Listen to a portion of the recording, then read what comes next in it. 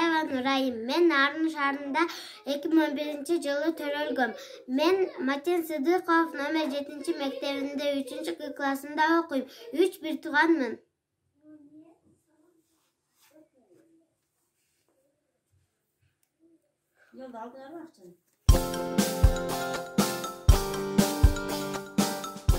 Түлкү ташпага жана чапкеде чогуу экмей болушту.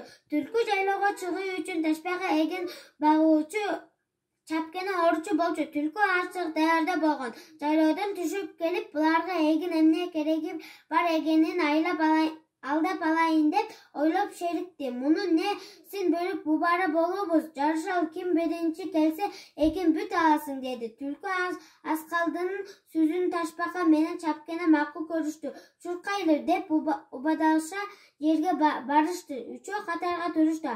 Алар да чапкени түлкү жабышып кулагына чыгып алды. Чуркап жөнөштү. Түлкү ачтыгына жаны келип бир силкинде эле чап эми эгин меники го деп ачтыкты караса, жүрөгү болк этип качан келдиң деди. Менин келгениме бир ай болду. Ачтык мына мыкты үстүндө силерди карап турбаймынбы деп койду. Ошентип байгени кичинекей болсо да чапкени алып кеткен экен.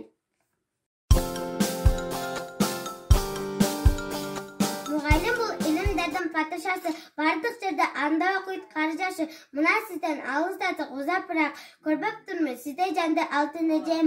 Эсимен кетпедиңиз да эмесен, ушинтип чоң класска учуп кеттим. Бирок баргым келет, бирок сизге кайра жетпейм. Унутпайм эже сизди эч качан дайым колдоп жүрсүн Кудай Таалам. Ысырбыңыз элге тарап, келечекте сыйлап журтка даңдап. Куттуу болсун бүгүнкү майрамыңыз. Ден соолукта оорубай көп жашаңыз. Көрүңүз урматтуу уул кыздарыңыздын чыгыңыз 90 жашка 100гө жакын.